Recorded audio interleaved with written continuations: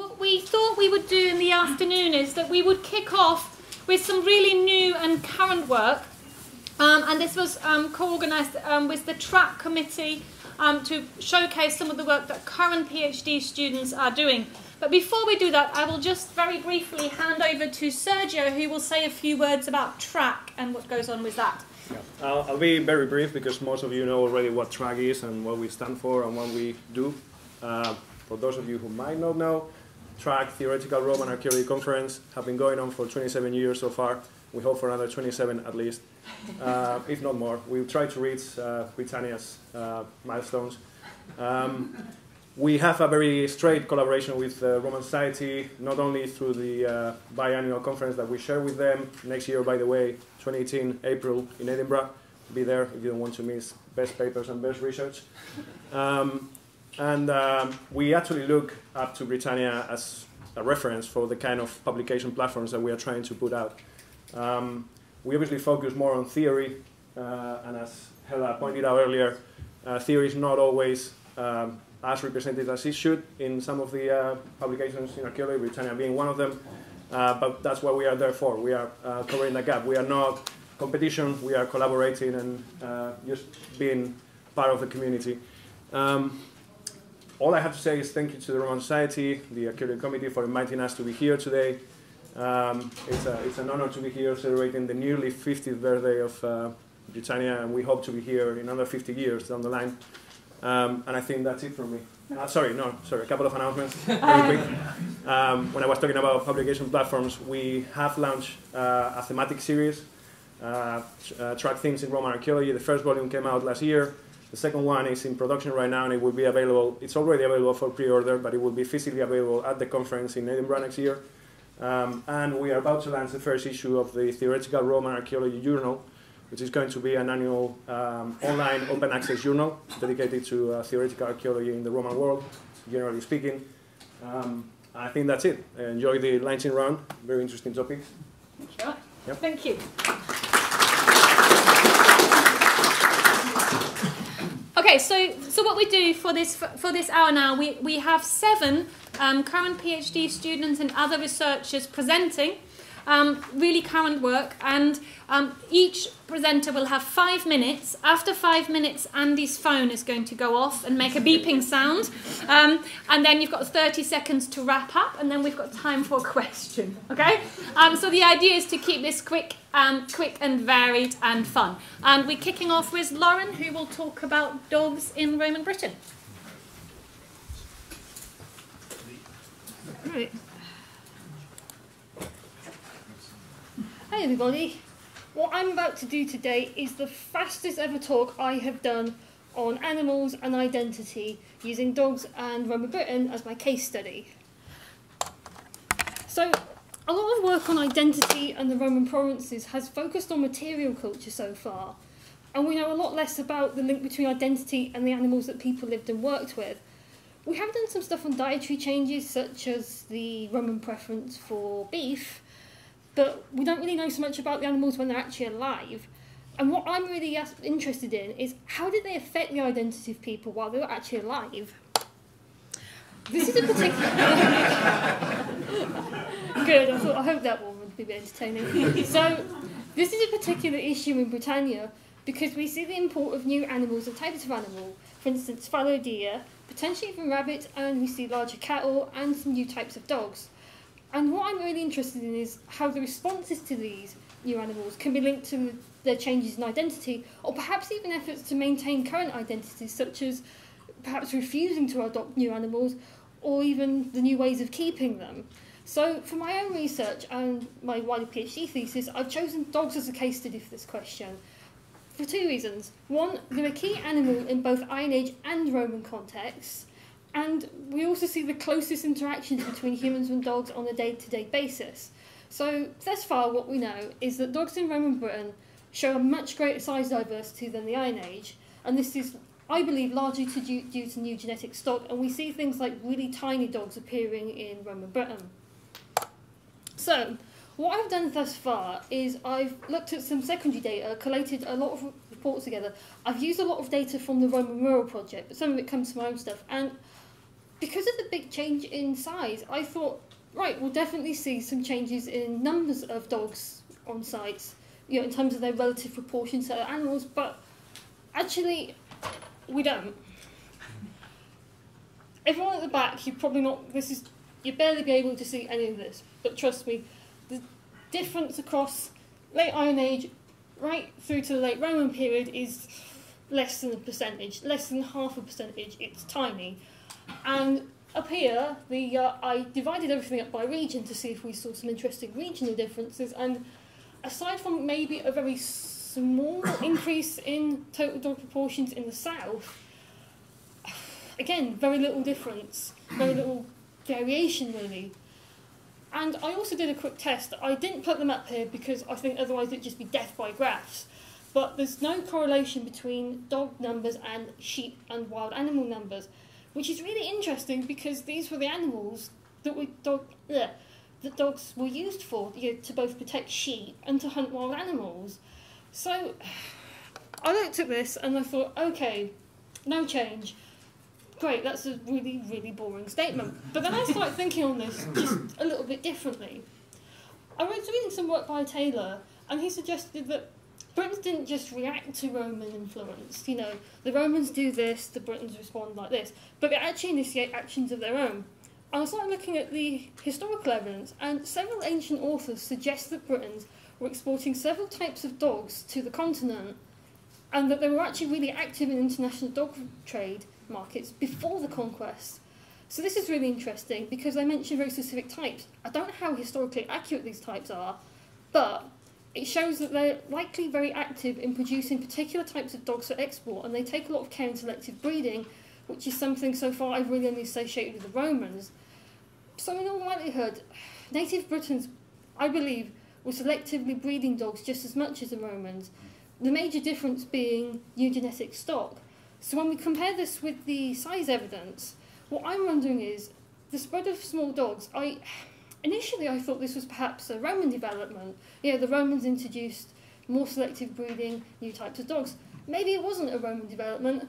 Maybe the Britons were already just doing the same thing with different types of dogs. So how does this link to identity? I'm not sure that these new I'm not sure that these new Roman dogs may have actually changed British identity. I think in some regards that they may have actually reaffirmed it. So this is really only part of the story. So what I'm also doing is I'm creating 75 biographies of Iron Age and Roman dogs to compare against each other, and I'm going to be doing the analysis within the next 6 months or so. And the point of this is to compare pathology with Iron Age dogs and Roman dogs and see, okay, so we don't see any difference in the prevalence of dogs, but were dogs treated differently from the Iron Age to Roman Britain? So I'm hoping at the end of this I'll be able to say a bit more of an interesting and robust statement than what I have thus far. So a very quick shameless plug before I finish. I'll be talking about this at the joint Roman Archaeology TRAC conference in April and also the Classical Association. So stay tuned if you want to hear more about this.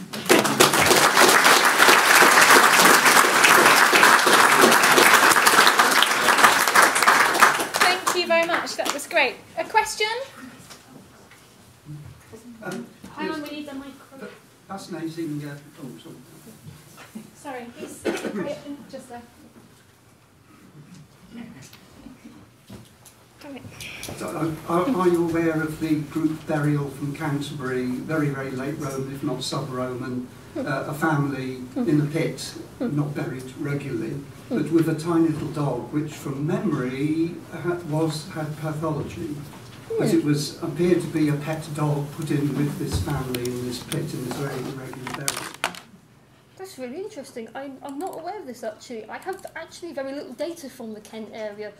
These 75 biographies I talked about actually come from mostly Dorset and Hampshire, because that's where we find the most dog burials.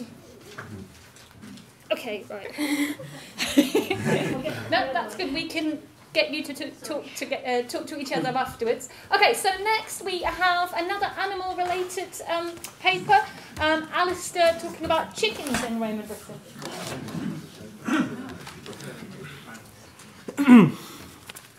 Welcome, and thanks for allowing me to partake in the TRAC lightning round. My name's Alastair Cooper and I'm from the University of Leicester. I'm going to be talking to you about chickens in Roman Britain. But first I'd like to ask you a question. What came first, the chicken or the egg? The aims and objectives of this study are to try and question why did people keep chickens in Roman Britain. At first this appears quite evidently for their meat, for their feathers or for their eggs. An eggshell is like fish bones or seeds. It's small, minute, and it's almost hardly ever recovered from archaeological excavations, whereas chicken bones are frequently found at digs. And this begs the question as to whether people were eating eggs at all in Roman Britain, and how can we prove this archaeologically. So the histogram here presented shows the frequency of chicken in orange and egg in grey, and how they present themselves in the recipes of Apicius's Coquinaria. The table shows both chicken and egg feature fairly frequently throughout the text. Now, the pie chart shows as a whole egg features more commonly than chicken. This may have been because egg was used as a binding agent in cakes, and we all know you have to break a few eggs to make a cake. We also know that eggs were found on the shopping lists of the sites of Vindolanda, on the writing tablets, and this could stress an importance of cooking eggs in the military barracks. So I'm going to come back to the question which I originally posed, which was, how do we know what came first, the chicken or the egg? Well, the answer lies with archaeology. There's a thing called the medullary bone. Now, the medullary bone is found on the endosteal layers of long bones of chickens. It is a calcium reservoir for bone, and when it's broken down, it's used to form the production of eggshells. So this brings us back to the first point, which is what came first, chicken or the egg? And I can say archaeology cracks the $64,000 question with the medullary bone. So how does this relate to Roman Britain? Right, so this is evidence of the medullary bone from Roman Britain. The histogram presents the incidents where the medullary bone is present in grey or absent in orange in femurs from the Roman site in Dorchester. The evidence here suggests in the 2nd century AD, 37% of chicken femurs had the medullary bone, and in the later phases this instance is less than 20%. This raises questions as to why we have a greater proportion of egg-laying birds in the 2nd century. Unfortunately, this is the only site where we have evidence from multiple phases of the medullary bone, which is a real issue, and it's put a hole in my research because I really wanted to find more evidence of, definitive evidence that there were eating eggs in Roman Britain. So, due to the limited number of sites with the medullary bone, I devised other methods for testing the potential for the consumption of eggs in Roman Britain. This is based on sex variations of chickens. The data here is variations of chicken bones from various sites in Rome and London. The size of the bones were compared using the greatest length and the breadth of corpus as seen in the figure. The size of the chicken tarso-metatarsus indicates that we have two distinct clusters emerging. The yellow cluster represents the male cockerels, whilst the blue cluster represents the females. This sample was taken from 59 sites across Rome and London. So it's multiple sites, lots of different layers of activity, but this is in groups all together, so we can look at the overall picture. And as you can see, there does tend to be a greater proportion of female chicken bones found on sites, which stands contrary to what Mark Mulvey was saying back in 1997 when he was looking at the entirety of Roman Britain. And this shows that it's possible that there may have been a greater importance of keeping chickens for their eggs in Roman London. Another reason why people may have farmed eggs is because Roman wall painting often used eggs as a binding agent. The Egyptians, Greeks and the Romans used the egg tempera method, and it may have been the most common method of painting, or has been suggested, until the Renaissance period. According to one author, the egg tempera method of painting was a popular binding agent in the houses of houses in Pompeii and Herculaneum. Finally, so as to understand the importance of chicken meat as a food group, the number of identified chicken fragments from the whole animal bone assemblages in the central Midlands was analysed. The top histogram shows the mean number of identified bone fragments from across the central Midlands. As we can see, in the early and later Roman phases, we see a greater number of animal bones. The table underneath shows the mean number of chicken bones as a percentage of the overall assemblage. In the late Iron Age, we see that the mean number of chicken bones is statistically higher than the Roman phase at 8.5%. This data stands contrary to what Caesar was saying in De Bello Gallico, that the Britons regard it unlawful to eat the hare, the goose or the fowl. And this may indicate a much greater importance of chickens as a food group in the late Iron Age than has previously been conceived. So why did people keep chickens in Roman Britain? I believe it was certainly the case that chicken were kept for their eggs. It may have been that eggs were used in Roman-style wall painting, and this is an area in need of further research. The evidence for the medullary bone shows a greater frequency of egg-laying birds in the 2nd century AD, and also suggests that there's a greater proportion of female chickens in Roman London from the size of tarso-metatarsuses indicated a higher percentage of female chickens than males. So the conclusions here stress a greater importance of eggs to the diet of the people of Roman Britain than previously conceived, and undoubtedly that the chicken must have come before the egg, because you can't have egg without a bit of bone. Thank you.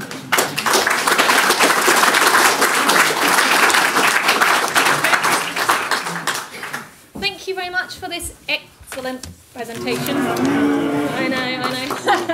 Andy put me onto it, I know. Okay, question? No questions on eggs.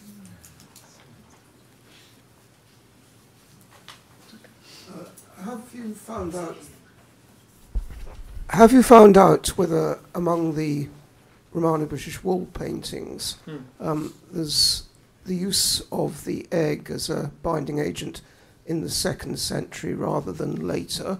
Could it be a change in that? This is one of the questions that I really wanted to ask, and this is why I've suggested it in my dissertation as an area which is in need of further research, because there is an insufficient lack of evidence for sites in Roman Britain that have had sampling done of the wall plaster. And we know if you've ever been on an archaeological site, we find tons of wall plaster. We find so much of it.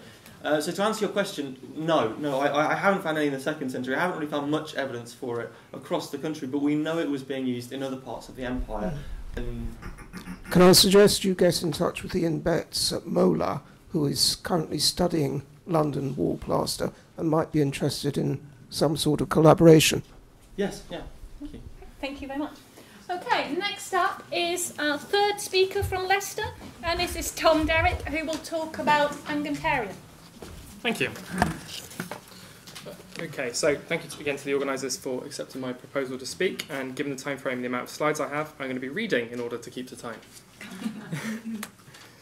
So, as indicated in the title, I work on Roman glass unguentaria from Britain, and I set out with the intention to find out the following, and here's a short of this, and you don't have to read these really long research questions. Where, why, and by whom were they used? So the vessels and the contents. And what does their social, chronological, and geographical distribution say about Romano-British society? And what does their use tell us about social change in the province? So here are some examples of material, because several people have already said what is and then tried to pronounce it, and then so I may as well put some up on the screen. So on the left, we've got some examples from 1st and 2nd century, and then on the right, a typology. Ignore the bit in the middle; they don't exist in Roman Britain. And then there are also late antique items, which I will talk about slightly later. And these were likely stoppered with wood or other organics. We have a rare example of one surviving from London, which I thought I would put on for topical reasons. So what were they used for? The bigger the word, the more commonly the vessels are attributed to this use, although this isn't scientific and based on anything. They are clearly most commonly used in the realms of beautification, but all of these applications have significant overlap in ingredients and intention, and we've got paints there which may link to the presentation before. So who is using these things? So the traditional interpretation is local elites or government officials, serving and retired military, controversially, vicus communities and soldiers' dependents, native communities possibly, although the evidence, I'll come on to that in a minute, probably not. Villa communities, women and men, or foreigners, which is very loosely defined here. So this wooden tablet from Carlisle, which we've already had mentioned, remains, as far as I know, the only written document from Roman Britain that refers to these trades, and it refers to a supplesiarius, which is a term which refers to a famous Capuan perfume and medicament market, which is in itself interesting. So how did I do this? Because I'm in my 4th year, so I know. I used Hilary Call's sectional EVU system, which is really good, so you should all use it. It's based on zooarchaeological methods, and you think of the profile of the vessel as individual parts, and then do the quantification that way.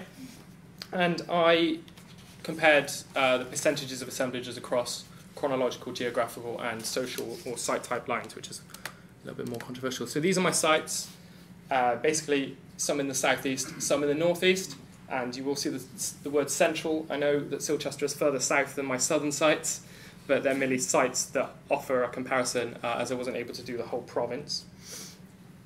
So let's get on to some data. This stacked percentage graph ranks the assemblages from most unguentaria in the site assemblage on the left to the least on the right. So it's the red bar at the bottom that we're looking at here. There are a lot of bars, but I'm going to come up with a shorthand because it's probably very hard to read at the back, let alone even at the front. But these are all of the assemblages that I looked at. And here are the basic findings I had. So the site is more likely to be on the left-hand side of this overall graph if the following applies. That the site is active between circa 75 and 150 AD, that the site is urban, and the problem is there that also that most analysable assemblages are from urban excavations. That's part of the reason that glass doesn't really get to a lot of rural sites. As we've already heard with the pottery, it's even rarer than the pottery at those sites. More likely to be in the south, more likely to be considered civilian, and that has all sorts of different problems, and socially diverse. So if there is late Iron Age heritage at the site before, it tends to be at this end, and that's slightly more tenuous than some of the other. But there are sites that buck this. So, for example, Corbridge and York are up at this end, but then ongoing research at Corbridge and York is proving how cosmopolitan those areas are. So that probably says more about them than the analysis, hopefully. Okay, so some data, more data. This graph depicts the aggregate regional assemblage composition for each of my study areas. So you've got south, central, and north there. This is hard to compare because that big orange block there is the it's been skewed by the bath flasks from the excavations of the Caerleon baths, unsurprisingly. So I've removed these for the next slide just so it aids comparison. The following can be seen. On average, there are more unguentaria in southern assemblages compared to the north, although the difference isn't too much. You're comparing 4.5 with 2.71, which there is a difference overall, but it's not huge. But you can also see the following trends in the analysis. There are many more jars, bowls, and jugs in southern assemblages, whereas drinking vessels and prismatic bottles are much more common at northern sites, which points to different patterns in glass use. And this is, thank you, has recently been borne out elsewhere in Hilary Coull's work. So, glassworking in Roma, London, nearly at 70 AD. That's all you need to know. So that bears into the conclusions, and the late antique ones are really uncommon from burials. So, conclusions. Almost all examples are from urban sites, cemeteries from said sites, and large villas. Where we can find sex remains, they are strongly correlated to female graves, but they are not common finds in general. They are not unheard of at military sites, but they are present in lower quantities. I've missed a slide there, sorry. Very quickly. Just skip through it. Glass production in London and the increase in the archaeological record are linked, and that these first vessels were produced there suggests a demand, so in the Flavian period. It seems like unguentaria were closely involved in the negotiation of complex identities at urban sites, the late 1st to mid-2nd century CE, where there may have been opportunities for social advancement. That's not to say that this negotiation ended, but just that unguentaria no longer featured within it, and other items of material culture and modes of adornment predominated. Thank you for bearing with me.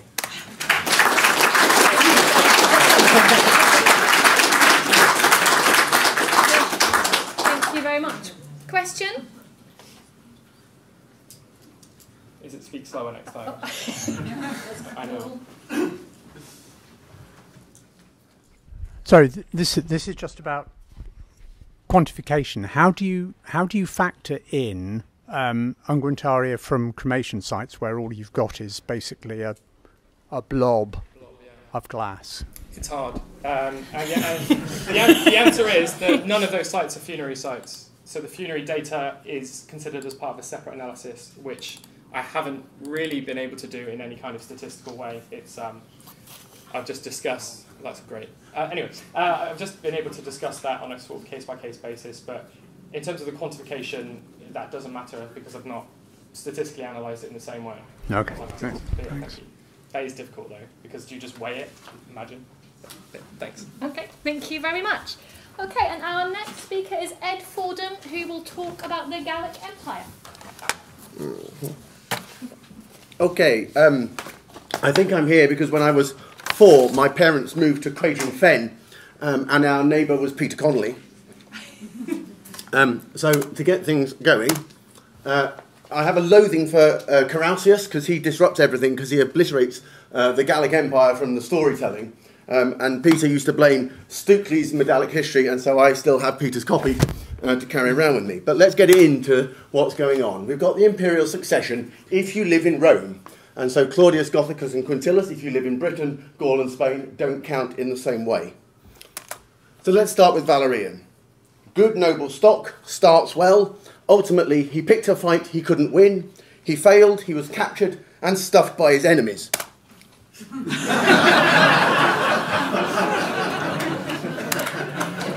So in 260, the pressure on the Rhine is pretty grim. The Alemannic and Germanic tribes are pushing, there's no shortage of legions capable of causing trouble, and we have key population centres. And the archaeology across these western provinces, Britain, Gaul, Spain, Germany, is that there is a large, growing and very settled middle class. This is not poverty. So the Gallic rebellion, we can now confirm it's Postumus, Laelian, Marius, Victorinus, Domitian II, Tetricus II. These are wealthy places. Britain is feeding the empires of Germany. Without the British fleet, the Gallic Empire cannot feed itself. But who are they?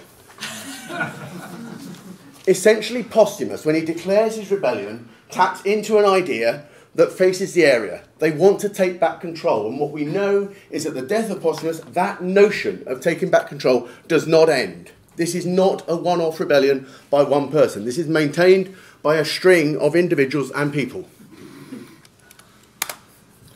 In short, Postumus, his legions, his commanders, most of the governors of Western Empire support the creation of the Gallic Empire. It's not just a military rebellion. He has a court, he has restored coinage, he has an artistic creation that I think unrivals virtually anything in the imperial history. And Gallienus, having controlled the West, actually decides not to try and retrench himself back. Having lost his father, having lost his son, Gallienus sits back and lets Postumus carry on. Now, it's slightly tricky because you've got a slightly fickle general in Milan, Aureolus, and we've got no portrait of him, so I tried to think of someone who switches sides and flip-flops around. But essentially, the imperial family of Valerian is significant, and we've got women stuttered throughout it. In contrast, the Gallic Empire is the only span of coinage in which women do not feature at all. What I think is going on is a cultural change about what they regard the empire for. And the absence of women by all of the emperors of the Gallic Empire, I think, is significant. This breakaway is wealthy, it's successful, it has support, and it wins military victories. This is my friend John Drinkwater by the Augsburg altar, showing that Postumus wins in northern Italy, southern Switzerland today.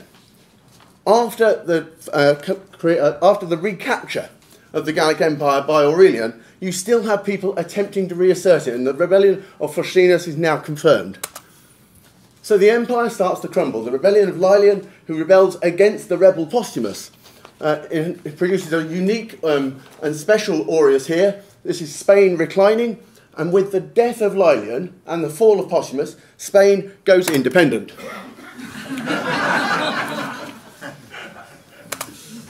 So what goes wrong? Ultimately, the eagle of Rome is still attractive.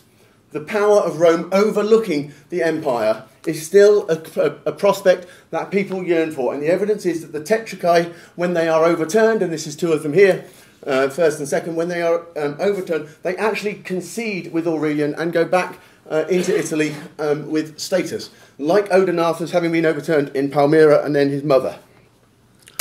So what is going on here? The notion, the idea of Brexit from Rome, free from Rome, is compelling. The emperors are based in Cologne, in Trier, Bonn. The coins of Postumus, he restores the coinage.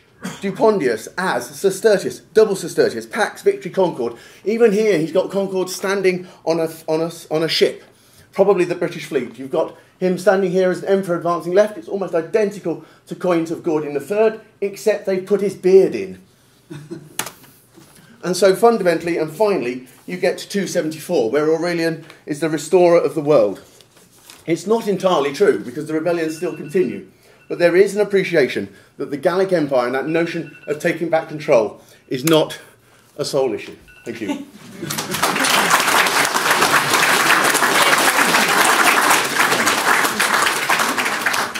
Thank you very much. Questions? Go on, a coin question? No? Okay, well maybe we'll come back to that at the end. And we'll hand over to Owen Humphreys next, who will talk about tools from Roman London.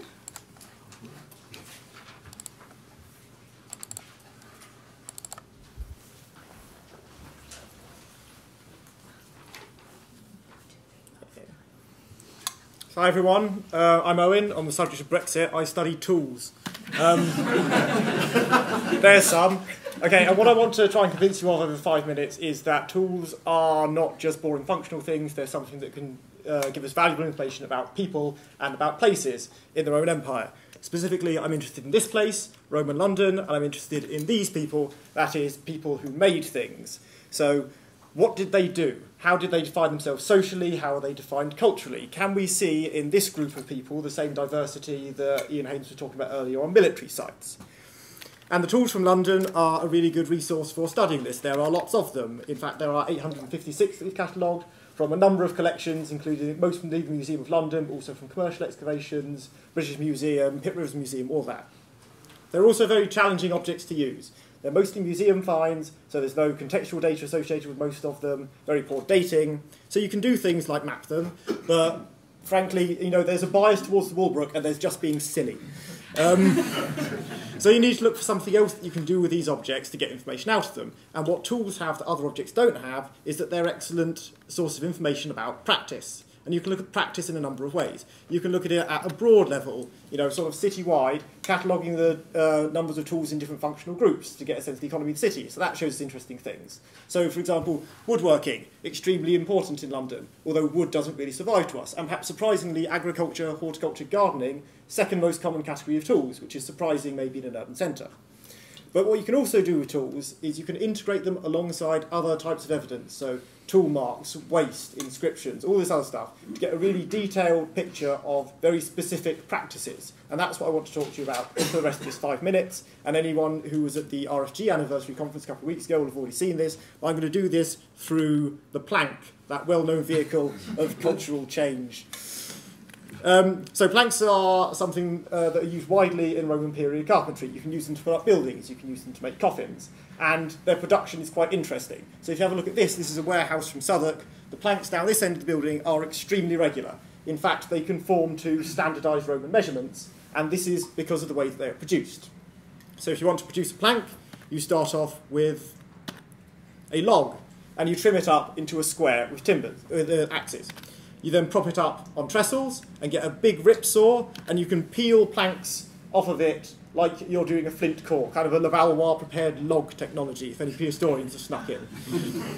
And this requires specialist tools, most notably rip saws, which are big saws with wide blades. They're very flexible, they have to be held under tension in wooden frames, they've got these big slab-like teeth, and they're very different to the much smaller, curved, fine-toothed hand saws you have in the Iron Age. And you can think about these technologies, these working practices in social terms and lived experience of being a craftsman. So making planks in this way requires a team of maybe 4 to 6 people, Damien Goodburn has estimated. You need specialist tools, you are a specialist producing a specialist product, but because you're forced to work in this workshop system, it's not a highly skilled industry, perhaps you have a lower status than other specialised craftsmen, such as joiners, coopers, etc. And this isn't the only way that you can make planks. In the Middle Ages, you'd get a log, split it, and trim it up with these broad-bladed axes. So this is axes from the Roman world. This isn't mine, this is German. And this over here is every axe from Roman Britain, and all the rest is, this is continental nonsense that you don't find here, except in London, which we know has more of a continental flavour to it, lots of continental connections. You get these very strange axes cropping up here, and nowhere else in the country. Amongst them are these T-shaped and bearded axes. They start coming in from the 3rd century, and they perhaps indicate a shift in woodworking traditions in London, maybe away from big workshops producing specialised products and towards individuals producing perhaps a wider range of things. So, from these examples, what can tools tell us about ancient cities, ancient people? We can learn about technology and technological change, both at the start of the Roman period, but continuing all the way through. We can talk about economy and production, what was going on in these cities. We can talk about professional identity and different lived experiences of different professionals within the broad categories of practice that we could talk about, so things like woodworking, boneworking, metalworking. There's other things going on inside this. And we can talk about cultural identity, migration, and continental connections, both in object types and perhaps in working practices as well. And because Andy's alarm hasn't gone off, I imagine I spoke far too fast there, so I'm going to say thank you for listening and turn up at TRAC because we've got a conference on crafts on the last day that is going to be excellent.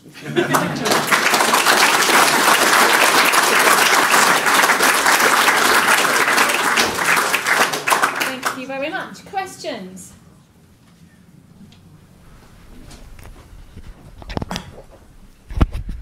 From the shape of the axes, which you showed us photographs of that were imported or made in London from a continental pattern, is there any way of identifying a particular trade that they might have been involved in? I'm thinking of London obviously being on the Thames. Are they something for a specialist thing like shipbuilding, for example? It's possible, but I can't say for certain. It's one of the frustrating things about the tools is that whilst you can reconstruct specific aspects of practice with a lot of high-level detail, it's very difficult to say exactly what people are producing. So Mike Marshall at RFG asked me what this tells us about production in cities in relation to the wider landscape. That's very difficult to say because we know they're producing a lot of things. Whether they are producing the sort of things that made their way out into the wider countryside or just used in the city, it's very difficult to say. Thanks. Okay, thank you very much. Right, and we will swap over.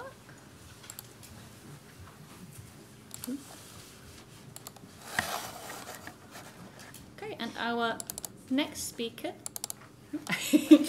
hang on, there we go, is Danielle, who will talk about postcolonialism and Romanization.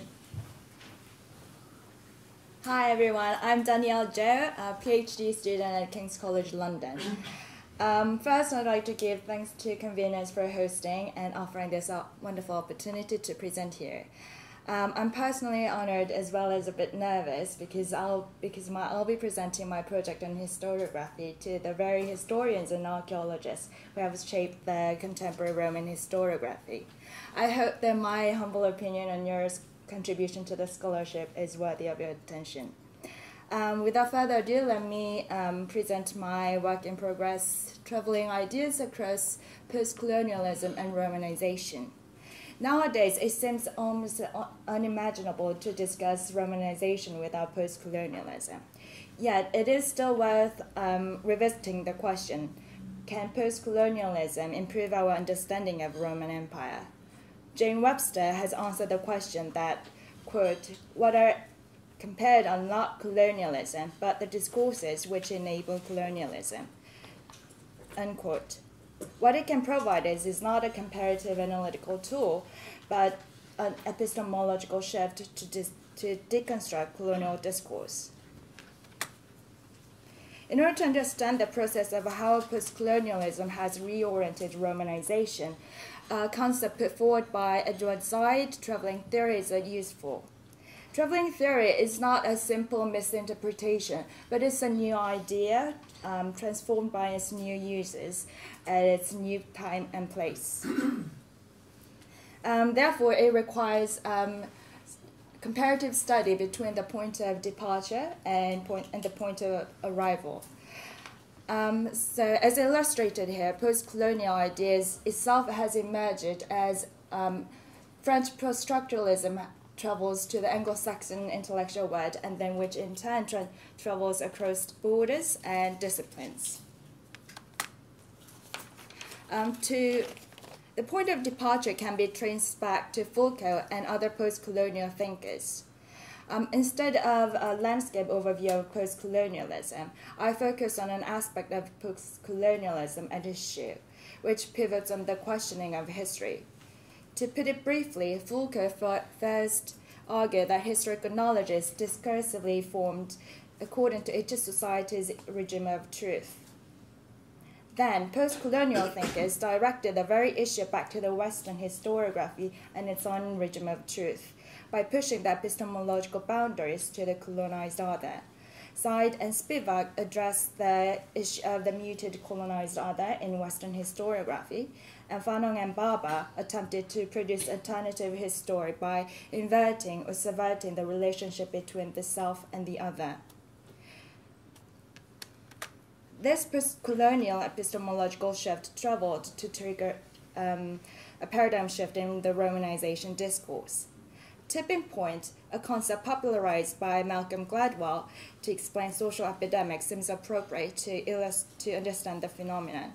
If Kuhn's paradigm shift explains how post-colonialism in theory revolutionizes the worldview, Gladwell's tipping point explains how post-colonialism in practice revolutionizes worldview by triggering intellectual epidemics.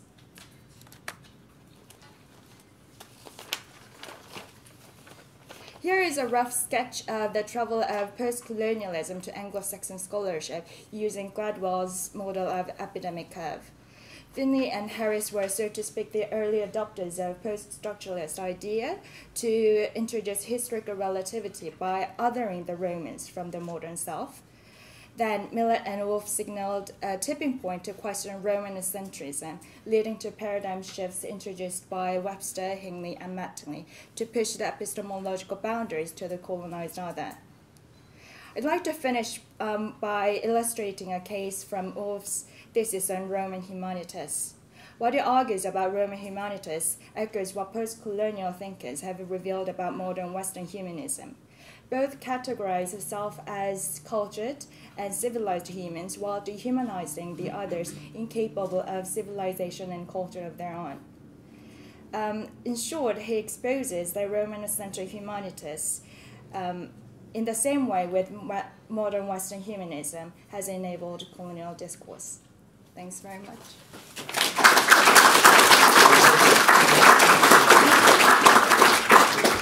Thank you very much.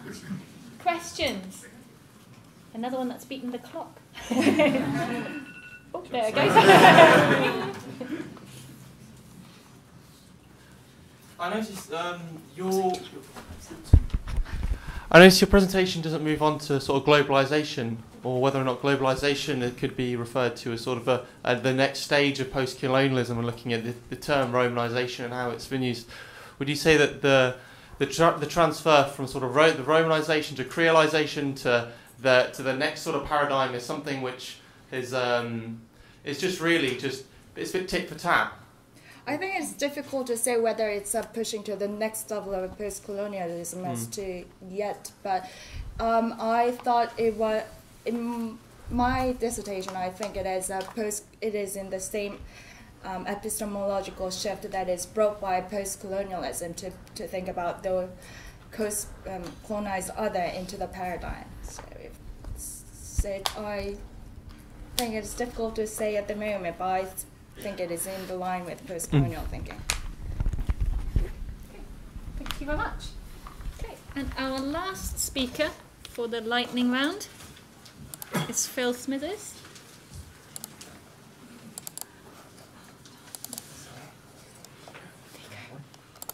Yeah? Yeah, should we? Okay. Phil Smithers, who will talk about Roman Richborough. Cool. Right, as says, I'm Philip Smither. I am actually, this is joint CDP with Kent and English Heritage. And Martin, wherever he is, you had Rethinking Richborough. Now I'm revising it.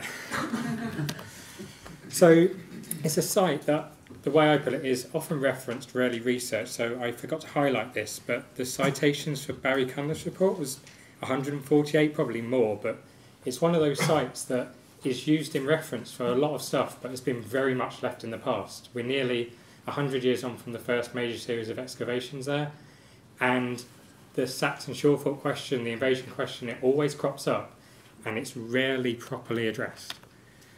Until now, hopefully. So this is not just a PhD as well. I'm working on the military objects and the tools from Richborough, which is about 2,000 objects. In total, there are about 7,500 small finds, a lot of glass, a lot of building materials, some human remains, and everything you get along with a Roman site, which really needs another look. So, this is Malcolm Lyne's catalogue, which he created in the early 1990s. It is fantastic for knowing what material is there, and also for his typology, such as his Type A Mexican hat type phallera, which was just brilliant when I came across that. He must have been having a funny Tuesday, I'm sure. So the focus is on the 1st century and the 3rd to 4th centuries, the supposed military periods. Not really under much debate, but actually what was going on the site during these periods, because the Richborough volumes were written up in a time where we weren't thinking about postcolonialism, we weren't rethinking Romanization and new ideas of globalization. So we're taking new perspectives on these old excavations. This is my play pit, all of the finds that we're recataloguing, and like I say, the bulk of this needs fresh eyes, especially for one thing, the coins. Richard Rees did a good job on them, but as I've been finding out recently, there's a lot more to these than meets the eye, and we really need to go through, and also we're cataloguing those to see what's actually there, to show distributions on the site, not only those of the finds, etc., and go towards reinterpreting the site. So there's a lot of potential in this, and a lot of projects, PhDs, master's thesis, and a lot of other bigger stuff. So here's one small step. We're organising the Roman Finds Group conference to actually present this material and say, hey, come one, come all. This is almost saying there is stuff there to be done, and I can't do it all. I can do my part and do the PhD and work towards a wider project, but this is actually one thing that needs a lot of specialists from a lot of different fields. So, starting with this, military communities in 2020, that's what I'm focusing on. What I've done so far was actually to reassess those volumes, to reassess the literature that's out there, and to start to catalogue the objects. I've only got as far as straplings and belt fittings at the moment, but it's a work in progress there, and it's already started to show some interesting stuff in relation to the perspectives that I'm taking on it, such as Hella's work on objects and identities, Ellen's work we'll hear about on design theory, looking at object biographies, looking at the different people who have been around Richborough, and also trying to see if these periods fit into the historical narratives that have been created for them, such as possibly the Gallic Empire, the port town, the invasion, etc., but also what's happening around this, what are the overlaps, what are the changes, why are they going back to Richborough, why they're in the first place, why does it change its identity and its site use as well.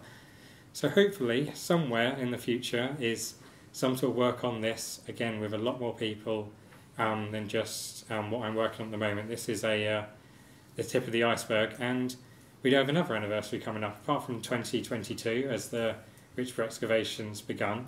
2043 is an interesting one of 2,000 years ago that could yield something for the future as well. So fingers crossed we can get onto that somewhere. So just say thanks to being invited to share this with you. Also to our supervisors, so Ellen is supervising me, but also a team around me down at English Heritage at Dover Castle who have been unbelievably helpful in giving access to this material. And hopefully, through the PhD, we can start to, revisit Richborough, revise, reassess any of the R words you can think of, but also give people access to this collection that's been sitting in these boxes for years and really made it difficult to, research rather than just cite. Thanks so much.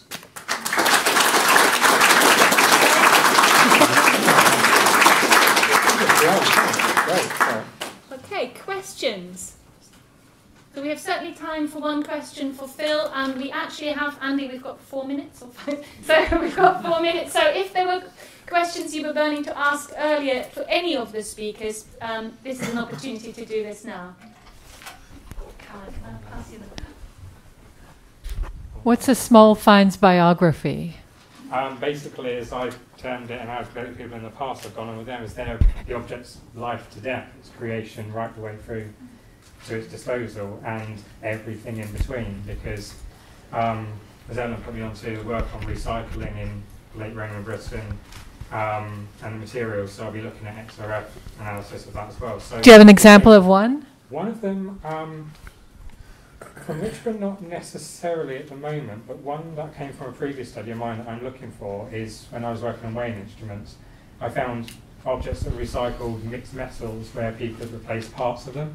So I'm looking at those sort of objects at Richmond as well, and whether people have changed them. There's also an idea that millstones from around the planet were turned possibly, or the material was used for whetstones as well, and we do have a lot of those at Richmond. So is there some sort of connection where people are breaking down these millstones into that as well? Other questions?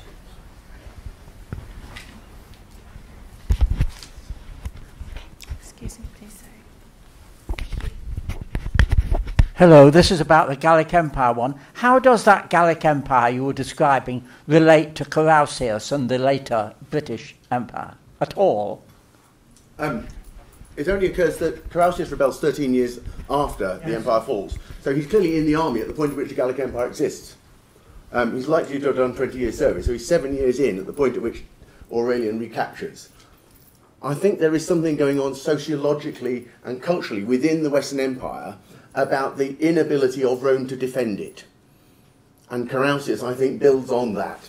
And all of the people who biography Carausius sort of talk about, actually, he clearly has seen the Gallic Empire, at least as a boy, if not a young man, through to the point at which it fails, and then he seeks to recreate it.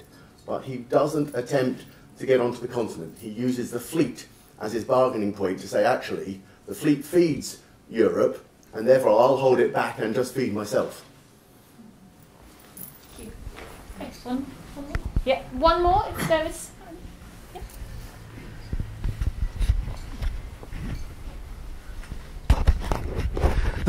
Briefly about unguentaria.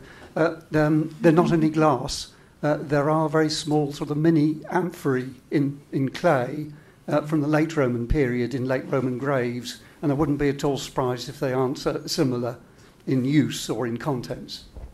Yeah, I mean, you also, that is the tradition that exists in terracotta before they're in glass, but in terms of the late, what's happening in the late antique period, these sorts of artifacts only tend to be used in burials. There's something, because the glass, there are types of glass vessels that did exist in the late antique period, but it was, I couldn't find a consistent enough range of examples in the pottery, other than kind of, oh yeah, and there are also these things that might be related in the same behaviours, but yeah, no, it's certainly something I've considered in my section, yeah.